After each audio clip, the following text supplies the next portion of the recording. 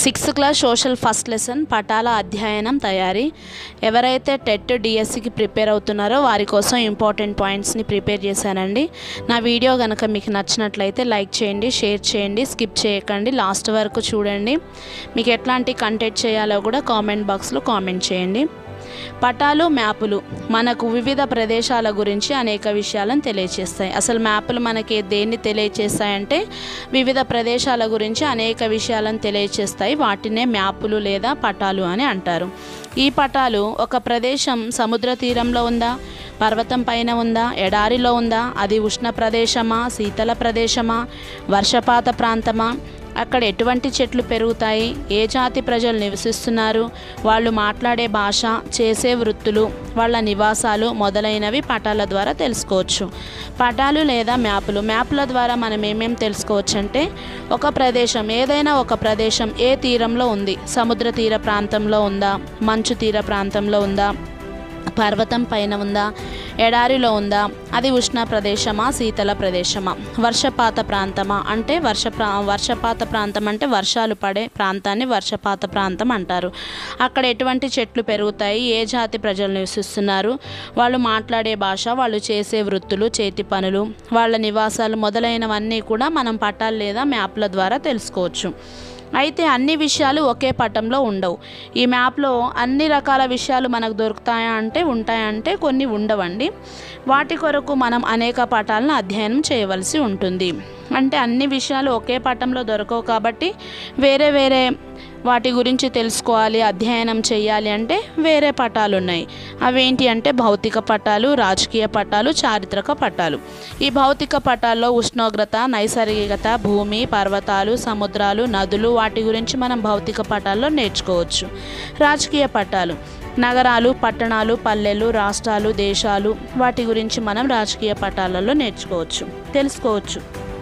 చారిత్రక పటాలు చారిత్రక పటాలను గురించి తెలియచేస్తవి. అంటే హిస్టారికల్ ప్లేసెస్, కట్టడాలు ఏవైనా సరే చారిత్రక పటాల ద్వారా మనము తెలుసుకోవచ్చు.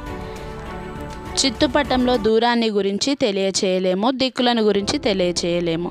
అంటే చిత్తుపటంలో దూరాన్ని గురించి తెలియచేయలేము, దిక్కులను తెలియజేయలేము. సూర్యుడికి అభిముఖంగా నిలబడి ఉంటే ముందు దిక్కు తూర్పు. సూర్యుడికి అభిముఖముగా నిలబడి ఉంటే ముందు దిక్కు ఏమవుతుందంటే తూర్పు దిక్కు అవుతుంది. సూర్యుడికి అభిముఖంగా నిలబడి ఉంటే వెనుక దిక్కు పడమర దిక్కు అవుతుంది. సూర్యుడికి అభిముఖంగా నిలబడి ఉంటే కుడి చేతి దిక్కు దక్షిణం అవుతుంది. సూర్యుడికి అభిముఖంగా నిలబడి ఉంటే ఎడమ చేతి దిక్కు ఉత్తరం అవుతుంది. భూమిపై గల వాస్తవ దూరాలను పటంలో చూపించేటప్పుడు స్కేల్ను ఉపయోగించి ఆ దూరాలను తగ్గించి చూపిస్తాం. అసలు స్కేల్ని ఎందుకు ఉపయోగిస్తాము అని అంటే ఏవైనా రెండు చిత్రాల యొక్క దూరాన్ని కొలవడానికి మనం స్కేల్ను ఉపయోగిస్తాము. ఆ స్కేల్ను ఉపయోగించి ఆ దూరాలను మనం తగ్గించి చూపిస్తాము.